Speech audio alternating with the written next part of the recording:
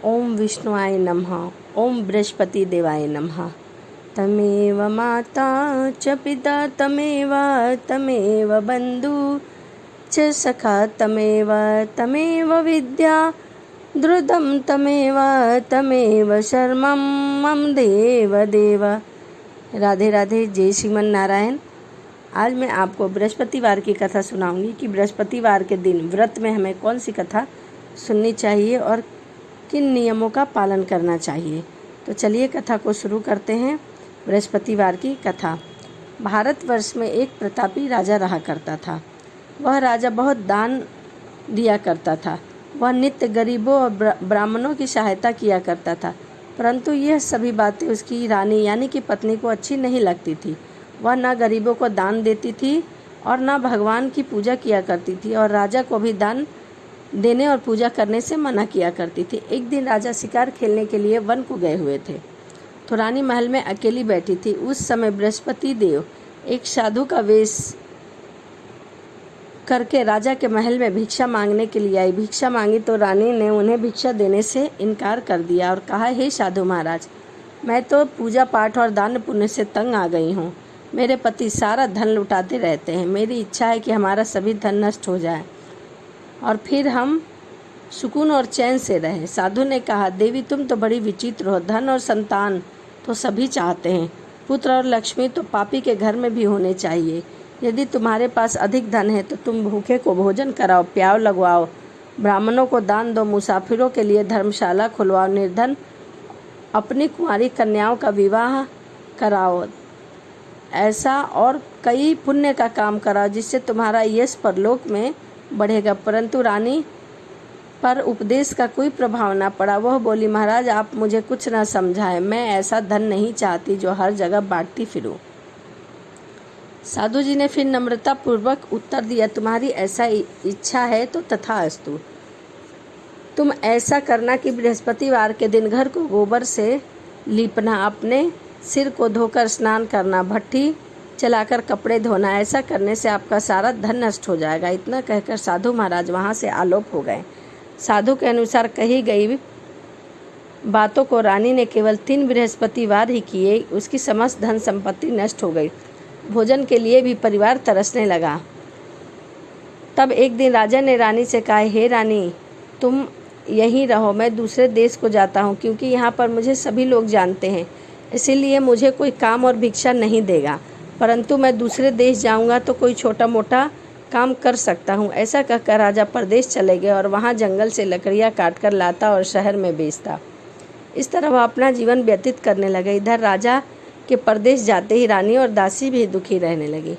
एक बार जब रानी और दासी को 7 दिन तक बिना भोजन के रहना पड़ा तो रानी ने अपनी दासी से कहा, हे दासी, पास ही के नगर में मेरी बहन रहती है, वह बहुत धनवान है। तू उसके पास जा और थोड़ा सा धन और भोजन ले आ, ताकि कुछ समय के लिए गुजर बसर हो जाए। दासी रानी की बहन के पास गई। उस दिन गुरुवार का दिन था और रानी की बहन ने बृहस्पतिवार की व्रत किया था और कथा सुन रही थी एवं पूजा कर रही थी। दासी ने रानी की बहन को कई बार आवाज़ लगाई, लेकिन रानी की बहन ने कोई उत्तर नहीं दिया, क्योंकि पूजा के समय बोलते नहीं हैं, इसी कारण। जब दासी को रानी की बहन ने कोई उत्तर नहीं मिला तो वह दुखी होकर और उसे क्रोध भी आया। दासी वापस अपने घर रानी के पास लौट गई और सारी कहानी रानी को सुना दी। उधर रानी की बहन ने देखा कि मेरी बहन की दासी आई थी, परंतु मैंने उससे कुछ नहीं बोला तो उसे बहुत बुरा लगा होगा। कथा और पूजा को समाप्त करके वो अपनी बहन के घर आई और कहने लगी, हे बहन, मैं बृहस्पतिवार का व्रत करती हूँ तथा उसी की पूजा कर रही थी। तुम्हारी दासी मेरे घर गई थी, परंतु मैं कथा सुन रही थी। जब तक कथा पूरी ना हो जाए तब तक ना कथा से बोलते हैं और ना कथा छोड़कर उठते हैं, इसलिए मैं नहीं बोली। कहो दासी क्यों गई थी? रानी ने अपनी बहन से कहा कि बहन क्या छिपाऊं, हमारे घर में खाने तक को अनाज नहीं है। ऐसा कहते कहते रानी की आंखें भर आई। उसने दासी समेत पिछले 7 दिनों से भूखे रहने की सभी कहानी अपनी बहन को विस्तार पूर्वक सुनाया। रानी की बहन बोली, देखो भगवान सभी की मनोकामनाओं को पूर्ण करते हैं। देखो तुम्हारे घर में ही शायद कहीं अनाज रखा हो। पहले तो रानी को विश्वास नहीं हुआ, पर बहन के आग्रह करने पर उसने दासी को अंदर भेजा तो उसे सचमुच अनाज से भरा हुआ एक घड़ा मिला।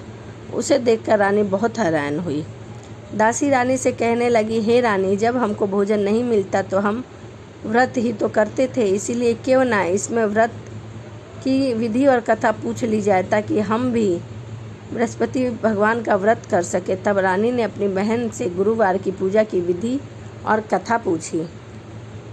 उसकी बहन ने बताया, बृहस्पतिवार के दिन व्रत में चने की दाल और मुनक्का से विष्णु भगवान के केले की जड़ में पूजन करे तथा दीपक जलाए, व्रत कथा सुने और पीला भोजन ही करे। इससे बृहस्पति भगवान प्रसन्न होते हैं। और व्रत की पूजा विधि बताकर रानी की बहन अपने घर वापस लौट गई। 7 दिन के बाद जब गुरुवार आया तो रानी और दासी ने व्रत रख घुड़साल में जाकर चना और गुड़ लेकर आई। फिर उन्होंने केले की जड़ का पूजन किया तथा विष्णु भगवान की कथा और आरती की। जब पीला भोजन कहाँ से आवे, इस बात को लेकर वह बहुत दुखी थी, किंतु उन्होंने व्रत रखा था, इसीलिए बृहस्पति देव उन पर प्रसन्न थे। इसीलिए वह एक साधारण व्यक्ति का रूप धारण करके 2 थाली में सुंदर और पीला भोजन लेकर आए और दासी को देकर बोले, यह तुम्हारे लिए भोजन लाया हूँ, भोजन कर लो। भोजन पाकर दासी प्रसन्न हुई और फिर रानी के साथ मिलकर भोजन को ग्रहण किया। उसके बाद वे सभी गुरुवार को व्रत और पूजा करने लगी। बृहस्पति भगवान की कृपा से उनके पास फिर से धन संपत्ति आ गई, परंतु रानी फिर से पहले की तरह आलस्य करने लगी। तब दासी ने बोला, देखो तुम रानी पहले की तरह आलस्य मत करो, तुम्हें धन रखने में कष्ट होता था, इसी कारण सभी धन नष्ट हो गए, और अब भगवान बृहस्पति की कृपा से हमें धन मिला है तो तुम्हें फिर आलस्य हो रहा है। रानी को समझाते हुए उस दासी कहती है कि बड़ी मुसीबतों के बाद हमें यह धन प्राप्त हुआ है, इसीलिए हमें दान पुण्य करना चाहिए, भूखे मनुष्य को भोजन कराना चाहिए, धन को शुभ कार्य में खर्च करना चाहिए, जिससे तुम्हारे कुल का यश बढ़े, स्वर्ग की प्राप्ति हो और पितृ प्रसन्न हो। दासी की बात मानकर रानी अपना धन शुभ कार्यों में खर्च करने लगी, जिससे पूरे नगर में यश फैलने लगा। तो यह बृहस्पति भगवान की कथा थी। बृहस्पति भगवान की हम पूजा कैसे करें, तो चलिए मैं बताती हूँ। सर्वप्रथम स्नान आदि करके बृहस्पतिवार के दिन पीला वस्त्र पहनना चाहिए। उस दिन हमें स्नान सिर्फ पानी से करना चाहिए, साबुन और शैम्पू का इस्तेमाल नहीं करना चाहिए, हमें बालों को नहीं धोना चाहिए। बुधवार के दिन एक दिन पहले यानी कि अपने बालों को धो लेना चाहिए और लहसुन प्याज का उपयोग नहीं करना चाहिए। पूजा के स्थानों को स्वच्छ और साफ रखें और बृहस्पति देव के मंत्रों का उच्चारण करते हुए भगवान विष्णु की पूजा करें। मंदिर या अपने घर के पास में स्थित केले के वृक्ष की पूजा करें।